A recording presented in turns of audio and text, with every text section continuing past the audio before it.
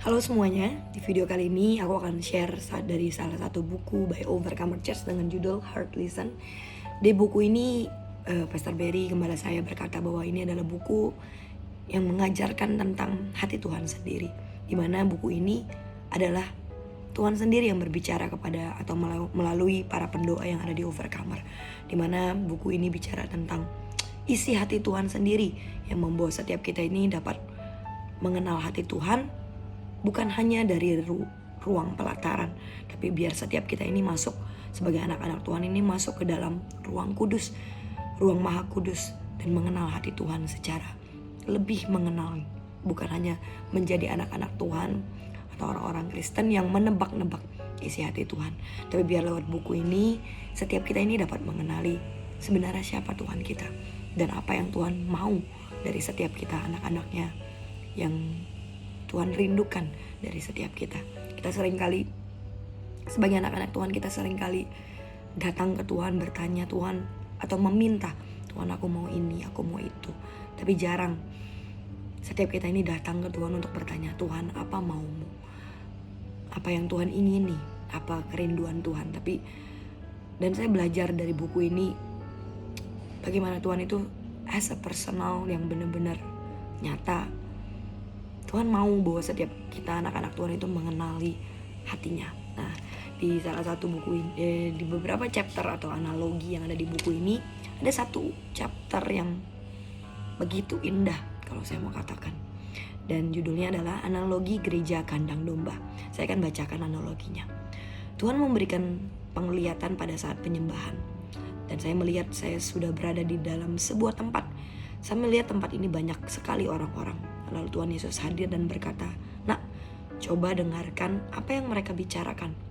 Lalu setelah Tuhan Yesus berkata seperti itu, saya jadi dapat mendengar setiap perkataan orang-orang yang ada di tempat itu. Saya mendengar, di manakah Tuhan saat ini? Ada yang berkata bahwa Tuhan ada di tempat yang berkubu-kubu.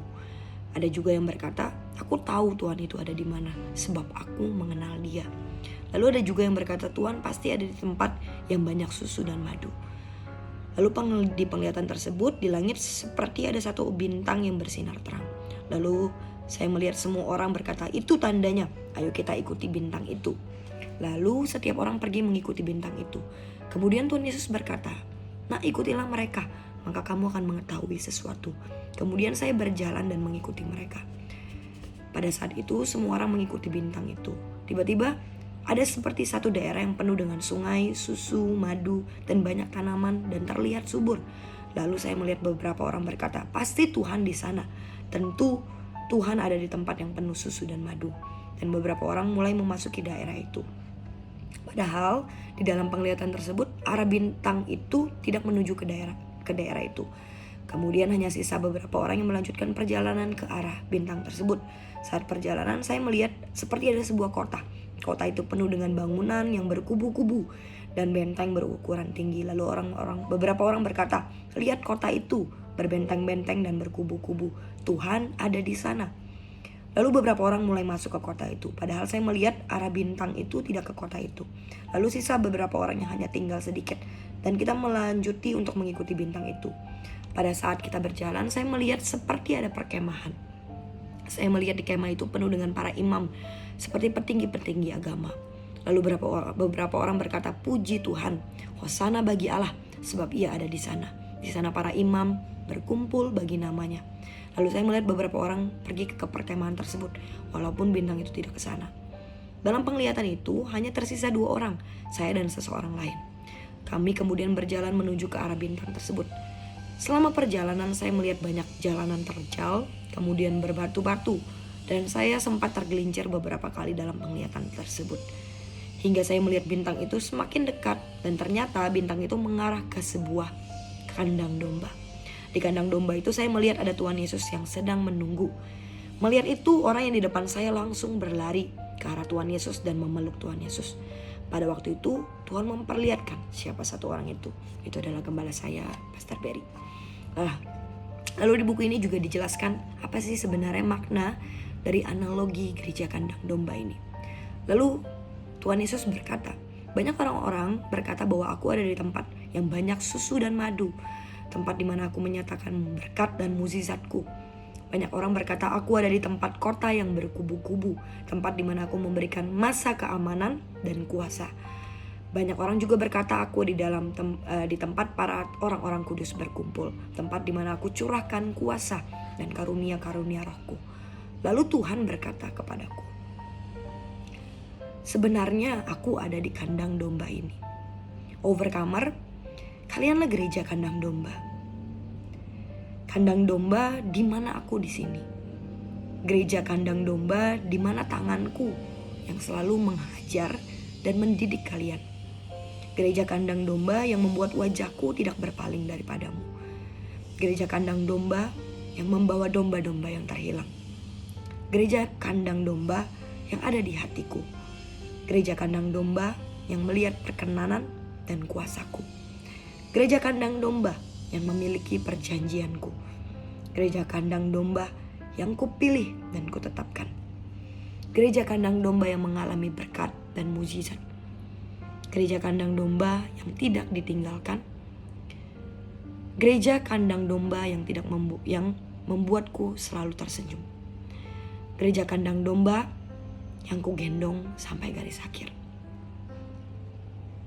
Sometimes kita sebagai anak-anak Tuhan saling berpikir bahwa Tuhan itu, kita sudah men-set di dalam pikiran kita harusnya Tuhan ada di tempat A, harusnya Tuhan itu ada di tempat B, harusnya Tuhan itu ada di sebuah tanda kutip gereja gedung yang besar, gereja gedung atau apapun itu yang spektakuler. Tapi ternyata hati Tuhan berkata lain. Hati Tuhan itu ada di kandang domba, di mana tempat itu sederhana, tapi di sanalah hati Tuhan. Di sini saya garis bawahi banyak di mana Tuhan berkata bahwa gereja kandang domba di mana Tuhan itu ada. Gereja kandang domba di mana tangan Tuhan itu selalu menghajar dan mendidik.